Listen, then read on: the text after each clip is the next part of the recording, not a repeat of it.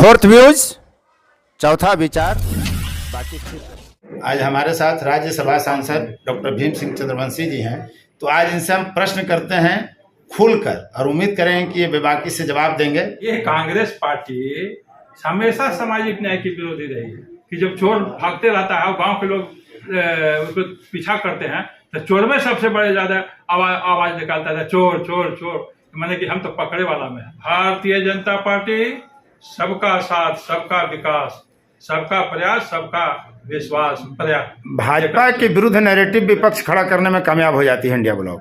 भाजपा क्यों नहीं स्थापित कर पाते हैं कि ओबीसी या संविधान विरोधी या आरक्षण विरोधी नहीं है? हम है ही नहीं तो हम क्या वो कंफ्यूजन करते हैं ना, कंफ्यूजन करते हैं। और ऐसा कोई नैरेटिव उनका स्थापित नहीं हुआ है। स्थापित हुआ तभी तो सीटें उनकी बढ़ी और भाजपा की सीटें घट गई। नहीं तो इस तरह से क्या होगा? उनकी सीटें हैं 3 चुनाव में से अभी उनकी सीटें उतनी भी नहीं हुई हैं जितना बीजेपी को अकेले इस पार्टी इस चुनाव में।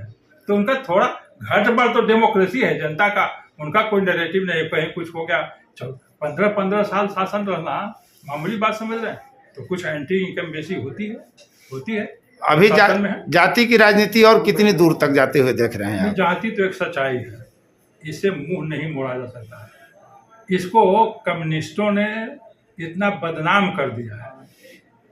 जाति में बुराई क्या है? तो कम्युनिस्टों ने इसे कैसे बदनाम किया? उन लोग तो कहते हैं कि ब्राह्मणों ने बदनाम किया, ब्राह्मणवादियों ने बदनाम किया। सब चीज ब्राह्मण अभी स्कूल जाने को नहीं कह रहा है।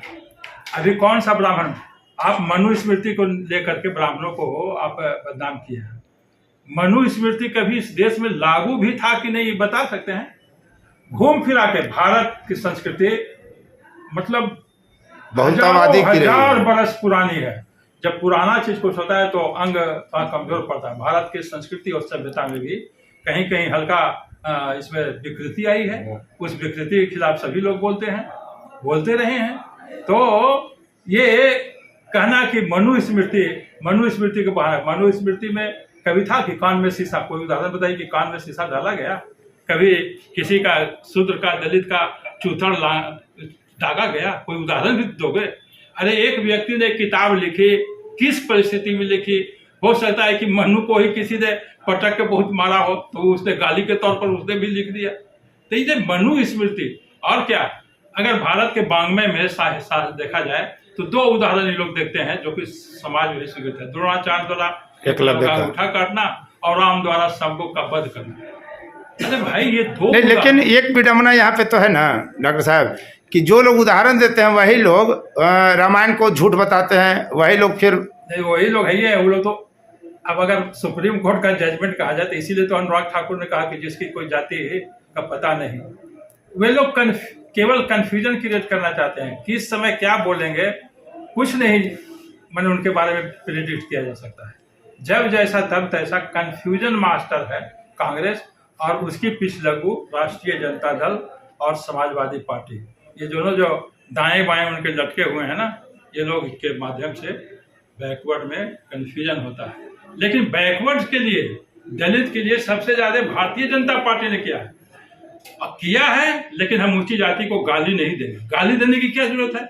जब इंदिरा साहनी मामले में प्रमोशन में आरक्षण खत्म कर दिया गया तो प्रमोशन में आरक्षण किसने लागू किया? अटल बिहारी वाजपेयी जी ने। अभी पिछड़ा वर्ग, राष्ट्रीय पिछड़ा वर्ग को संवैधानिक दर्जा किसने दिया?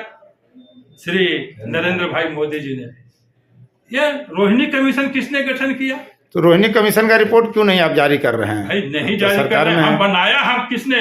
ये तुमने तो रिपोर्ट तो मिल गया ना, रोहिणी आयोग ने रिपोर्ट आपको दिया। चल रहा है, अध्ययन चल रहा है, समय पर सब होगा। हमने उस दिशा में सोचा तो मतलब 2029 से पहले समय आएगा। सोचा भी नहीं, 2029 से पहले समय आएगा। नहीं, इतने बड़ा मुद्दा पर तो कोई केंद्रीय नेतृत्व बता सकता है। हम तो उस दिशा में सोचे कि भाई इन लोग पर पहुंचा है कि नहीं पहुंचा, हम सोचे। तुमने तो सोचा भी नहीं। आजादी के बाद तुम्हारा ही शासन रहा। तुमने मंडल को दबाया, तुमने काका काजलकर को दबाया, सबको दबाया। और राहुल गांधी के अब्बा राजीव गांधी नहीं, आप उनको अब्बा कैसे कह सकते हैं? अब्बा का उनका अब्बा कहे ही जाना चाहिए। वो तो अब्बा ही कहना पसंद करते हैं। तो उनके अब्बा जान 2 दिनों तक लगातार 6-6 घंटा भाषण किया ये मंडल कमीशन के द्वारा। तो ये सब कंफ्यूजन करना चाहते हैं और यू टर्न इसीलिए लिए हम करेंगे लेकिन गाली किसी को नहीं देंगे। तो अच्छी चीज तो धीरे धीरे प्रसारित होती है। अच्छा, एक बात बताइए, आदमी जब कमजोर होता है तो जोर से चिल्लाता है। नरेंद्र मोदी बैसाखी पर हैं और इसीलिए वो भाषण दे रहे हैं कि 2029 के बाद जब निर्माण होगा तो हम उसका उद्घाटन करने आएंगे। इसको तो उसी रूप में विपक्ष नहीं, वैसा मतलब है, एनडीए का ही तो शासन पहले भी था। हम उदार हैं, उदार पार्टी। तो आप पहले ही कहिएगा कि हम 29 के बाद वो आएंगे, 29 के बाद भी रहेंगे। भारतीय जनता पार्टी दुनिया की सबसे बड़ी ही पार्टी नहीं है। भारतीय जनता पार्टी का दिल भी बड़ा है। जब 2014 में हम स्पष्ट बहुमत में आए, हमने एनडीए की सरकार बनाई। 2019 में जब स्पष्ट बहुमत से भी ज्यादा बहुमत आ गया, हमने एनडीए की सरकार बनाई। संजोग है कि हमको इस बात का कम गया, तो भी हमने एनडीए की सरकार बनाई। इसलिए जोर जोर से नहीं, इतनी अच्छी पार्टी जो राष्ट्रवाद, सामाजिक न्याय, भौतिक विकास, सांस्कृतिक विकास के लिए प्रतिबद्ध है, भारतीय जनता पार्टी एकमात्र पार्टी है। फोर्थ व्यूज, चौथा विचार, बाकी फिर